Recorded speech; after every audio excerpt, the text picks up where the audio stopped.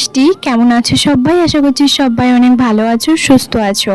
আমার নতুন একটা ভিডিওর সঙ্গে সকলকে জানাই অনেক স্বাগত। ঘুম থেকে উঠেছি প্রতিদিনের মতন, কিন্তু আজকে 5:30টার সময়। তো কালকে যেহেতু অনেকটা ঠান্ডা ওয়েদার ছিল, ঘুমটা কোনো মতেই ভাঙছিল না। তারপর না ভাঙলেও তো আর হবে না, কারণ ওই মানুষটা তো খেয়ে অফিস যাবে, ওটাও একটা মাথার মধ্যে দায়িত্ব থাকে। তবে মাঝে মধ্যে তোমাদের দাদাভাই কিন্তু বলে যে কোনো অসুবিধে নেই, আমি মুড়ি খেয়ে নেবো বা অফিসে কিছু একটা খেয়ে নেব। সত্যি বলতে আমাদের এখানে, আমি যেখানে থাকি সেখানে রুটি তরকারি সবজি অতটাও ভালোভাবে বানায় না, যেহেতু ওরা নন বেঙ্গলি। তো বুঝতেই পারছো ওদের খাওয়া দাওয়াটা একটুখানি অন্যরকম, একটু ভেজ আইটেমগুলো থাকে, তবে সেগুলো মুখে দেওয়ার মতো নয়, তোমাদের দাদাভাই বলে। তো সেই কারণে আমি চেষ্টা করি যে ওকে ঘরে আমি নিজে হাতে কিছু একটা বানিয়ে তোমার পাঠাতে। তো যাই হোক, সেই জন্য দেখতেই পাচ্ছ ঘুম থেকে উঠে সকালবেলা এখন কিন্তু 1 গ্লাস উষ্ণ গরম জল আমি খেয়ে নেব। এখন আমার প্রতিদিন এটা একটা হ্যাবিট বলতে পারো, এখন খাচ্ছি। আমি বিয়ের আগে কিন্তু উষ্ণ গরম জল, মধু, লেবু এগুলো খেতাম। মধুটা আছে যদিও, কিন্তু তবুও কি বলতো, আমি ভাবলাম যে না, উষ্ণ গরম জলটাই খাই, সকালবেলা ওই মধুটা দিলাম না সেই কারণে। তো যাই হোক, ওখানে তোমার খাচ্ছিলাম, একটুখানি জলটা উষ্ণ গরম করলাম। রান্নাঘর তো আমার সকালবেলা সমস্ত কিছু পরিষ্কারই থাকে, আগের দিন রাতেই আমি সমস্ত কিছু পরিষ্কার করে আমি ঘুমোই। কেন বলো তো, আমার সকালবেলা একটা ফ্রেশ কিচেন দেখতে আমার বেশি পছন্দ। সকালবেলা যদিও আমার একটুখানি দেরি করেও যদি আমি ঘুম থেকে উঠি, মাথার মধ্যে আমার কিন্তু এই চাপটা থাকবে না যে আমাকে সকালবেলা বাসি বাসনপত্র সমস্ত কিছু রাতে যেগুলো ছিল সেগুলো আমাকে ধুতে মুছে পরিষ্কার করতে হবে, ওইটা আমার মাথার মধ্যে থাকে না। আমি আরামসে যদি কিছুক্ষণ লেট করে উঠি তাতেও কিন্তু আমার কোনো অসুবিধে নেই। কালকের ব্লগে বেশ কিছুজন কমেন্ট করেছিল আমার ভাড়া বাড়ি নিয়ে কিছু কথা, তো খুব ভালোভাবেই জিজ্ঞেস করেছে, আমি অবশ্যই তোমাদেরকে উত্তর দেব। চলো বন্ধুরা, ভিডিওটা দেখতে থাকো, আশা করছি ভালো লাগবে। তো দেখতেই পাচ্ছ উষ্ণ গরম জল করে নিয়েছি, এদিকে আমার কিন্তু খাওয়াও হয়ে গেছে। দুধটা আগের দিন আমি রাতে ঘুমোতে যাওয়ার আগে গরম করে নিই, আর আজকে সকালবেলা ঘুম থেকে উঠে আমি আরও একবার গরম করে নিই। তো কালকে রাতে বৃষ্টি হয়েছে, আজকে সকালে তবু একটা ভ্যাপসা গরম আছে। উষ্ণ গরম জলটা খাওয়ার পরে আমি কিন্তু কিছু সবজি কেটে নিয়েছিলাম, যেরকম আজকে রুটি বানাবো, তো আলু বরবটি এগুলো কিন্তু ভালো করে ছোট ছোট করে সুন্দর করে কেটে নিয়েছি। ও কিন্তু আলু বরবটি দিয়ে একটা তরকারি খেতে ভীষণ ভালোবাসে।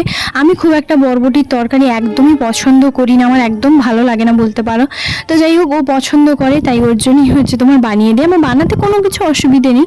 তো যাই হোক, সেই জন্য এই যে দেখতেই পাচ্ছ আলু বরবটি কেটে নিয়েছি।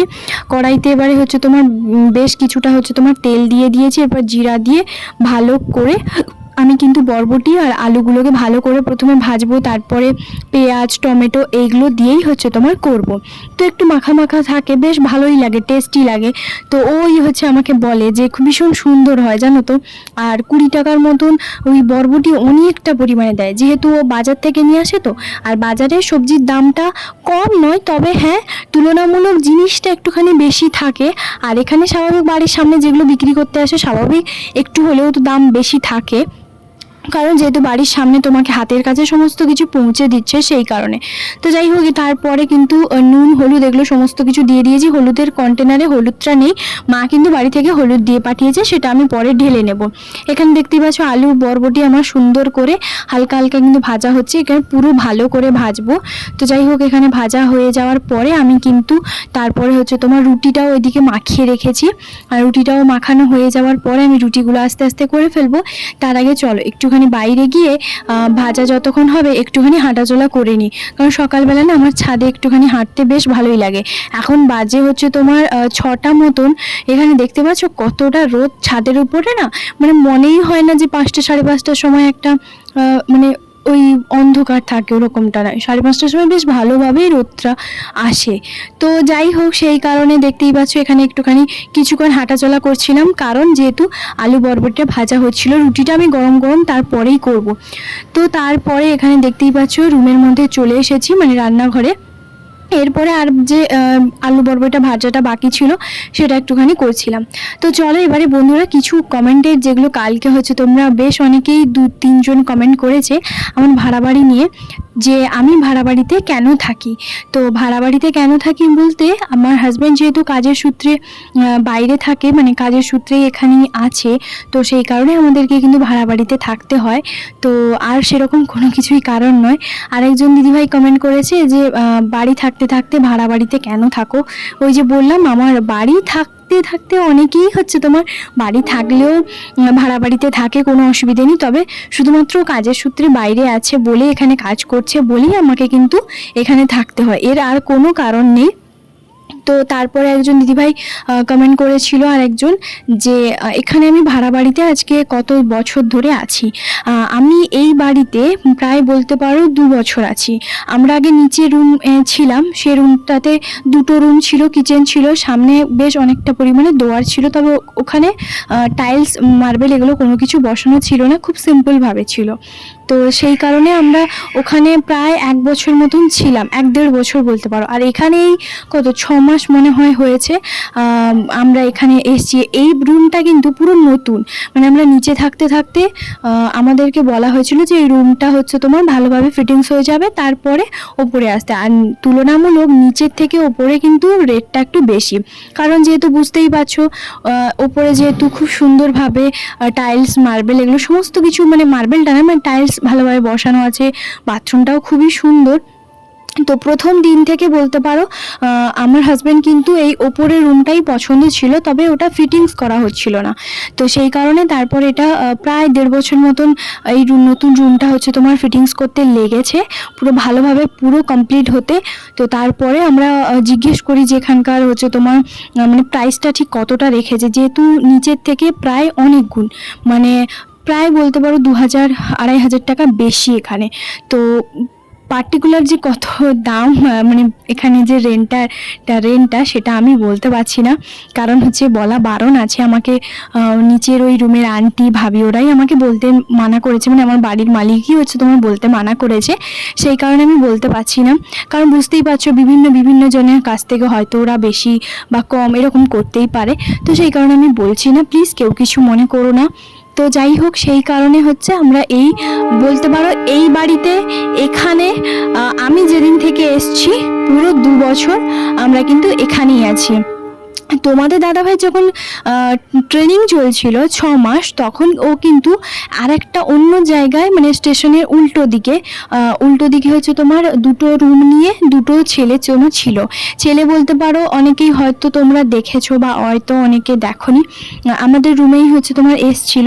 তো ওই সন্তুদার আর ও 2জন মিলে ছিল, কারণ তখন ওই মধুদিও আসেনি, মানে ওনার ওয়াইফও আসেনি আর আমিও আসিনি, যেহেতু ট্রেনিংয়ের সময় কেউ কারোর বউকে কিন্তু নিয়ে আসেনি, কারণ স্বাভাবিক বুঝতে পারছো ট্রেনিংয়ের সময় অনেক কিছু ব্যাপার থাকে, নিয়ে আসা মানে একটা থাকা অনেক ব্যাপার থাকে। তো সেই কারণে তারপরে ও মানে ট্রেনিং যেদিন শেষ তার ঠিক পরের দিন থেকে বলতে পারো রুম খোঁজা স্টার্ট করেছিল। তো তারপরে ও বরাবরের জন্য একটা ফ্যামিলি বাড়ি পছন্দ করে, মানে তোমাদের দাদাভাই ফ্যামিলি বাড়িটা ভীষণ পছন্দ করে, যে ফ্যামিলি থাকবে, আমরা হয়তো থাকবো কিছু, মানে 1-2 জন হয়তো রেন্টার থাকবো ওরকম। তো সেই কারণে এই বাড়িটাও আমরা আজকে প্রায় বলতে পারো 2 বছর ধরে আছি আমরা এখানে। আর এখানে কিন্তু ও কাজের সূত্রে 2 বছরই আছে। তো যাই হোক, সেই কারণে তো আশা করি তোমাদের প্রত্যেকের কমেন্টের হচ্ছে তোমার আমি রিপ্লাই করতে পেরেছি বা বোঝাতে পেরেছি। সত্যি বলতে আমার ব্যাপারেও যে কিছু মানুষ জানতে আগ্রহী, এটা আমার ভীষণই ভালো লাগে। তোমরা আমার ফ্যামিলি মেম্বার, অবশ্যই তোমরা আমাকে যে কোনো কিছু কমেন্ট করতেই পারো, আমি অবশ্যই রিপ্লাই দেব, কারণ তোমাদের জানাটা অবশ্যই দরকার। কারণ তোমরা এই 12-13 মিনিটের 15 মিনিটের ভিডিওতে তোমরা আমাকে কতটুকুনি বা চিনবে। তো আমার ব্যাপারে আরও এরকম কোনো কিছু জানতে চাইলে আমাকে অবশ্যই কমেন্ট করবে, আমি অবশ্যই রিপ্লাই দেব, কারণ তোমরা আমার ফ্যামিলি মেম্বার, তোমাদের কাছ থেকে আমি সবটাই শেয়ার করব যতটা পারবো। আর অবশ্যই যেটা বলবো অবশ্যই সত্যিই বলবো। তো আমি যেখানে থাকি সে জায়গাটা কিন্তু পাকুড়ের পরে কিন্তু ঝাড়খণ্ড আসছে। তো পাকুড় ঝাড়খণ্ড বলে, ঝাড়খণ্ড পাকুড় বলে এরকমটাই, তবে পাকুড় ঝাড়খণ্ডই এরকম বলে, যেহেতু পাকুড় প্রথমেই আসে। এইমাত্র হচ্ছে টিফিনটা রেডি করে রেখে দিয়েছি, এখন একটুখানি বসবো, তারপরে আমার যে টুকটাক যে কাজগুলো আছে সেগুলো করব। তো চলো বন্ধুরা, দেখতে থাকো ভিডিও। হচ্ছে খেয়ে বেরিয়ে গেছে, তারপরে আমি খাওয়া দাওয়া করেছি, বাড়ির সমস্ত কাজবাজ যেগুলো আমার প্রতিদিনের থাকে নিত্য নতুন সেগুলো আমি করেছি। করার পরে চান টান করে ফ্রেশ হয়ে এখন 10:30টার মধ্যে কমপ্লিট করে নিয়েছি রান্না। এখানে করেছি অল্প একটুখানি, সকালবেলা 10 টাকার পুঁই শাক নিয়েছিলাম, পুঁই শাক আলু দিয়ে একটু চচ্চড়ি করেছি, আর করেছি মাছের ঝোল। দাঁড়াও, এদিকে না পেছন দিকে যখন দেখি আমার রুমের উল্টো সাইডে একটা বারাতি যাচ্ছে। এখানে প্রায় বিয়ে বাড়িগুলো একটু অন্যরকম, আগের দিন হচ্ছে তোমার জল সইতে যায়। আমাদের যেরকম বাঙালির নিয়মে কি বিয়ের দিন জল সইতে যায় সকালবেলা, তো এদের কিন্তু বিয়ের আগের দিন জল সইতে যায়, যেহেতু এরা বিহারি সেই কারণে। তো যাই হোক, বেশ ভালোই লাগে। আর আওয়াজগুলো যখন ওই মানে বাঁশির আওয়াজ হয় না, তখন ওই আমি একটুখানি বেরিয়ে যাই। এরপরে কিন্তু চলে এসেছিলাম আমার এই যে মানে সেলফটা আছে, এটা আমি ভালো করে একটুখানি কি বলতো মানে পরিষ্কার করছিলাম। জামা কাপড়গুলো আমার এখানেই হচ্ছে তোমার থাকে, যেগুলো আমি প্রতিদিন ব্যবহার করি সেই কারণে। আর এখানে বেশ সুন্দর করে আমি কিন্তু গুছিয়ে ভাঁজ করে রেখেছিলাম, কারণ দেখবে জিনিসগুলো একটু এলোমেলো থাকলে না কেমন জানি একটা লাগে। তো সেই কারণে সুন্দর করে যদি গুছিয়ে ভাঁজ করে রাখা যায়, রুমটাও বেশ দেখতে সুন্দর লাগে। ভাড়া বাড়ি হলো তো কি হয়েছে, এটা তো আমার নিজের রুম, তাই না? সুন্দর করে গুছিয়ে রাখতে তো অবশ্যই হবে। এখানে দেখতে পাচ্ছ এই যে জামা কাপড়গুলো আমি এখানে ভাঁজ করে কিছুগুলো রেখে দিয়েছি, আর কিছুগুলো কিন্তু আমি রেখে দিয়েছি আমার ট্রলি ব্যাগের মধ্যে, যেগুলো হচ্ছে আমি মানে কোথাও গেলে পরি সেরকম। তাহলে চলো বন্ধুরা, আজকে ভিডিওটা কেমন লাগলো অবশ্যই জানিও একটা কমেন্ট করে। যদি আমার চ্যানেল নতুন হয়ে থাকো তাহলে চাইলে এই চ্যানেলটাকে সাবস্ক্রাইব করতে পারো। দেখা হবে আবার একটা নতুন ব্লগে। সবাই খুব ভালো থাকবে, সুস্থ থাকবে, টাটা।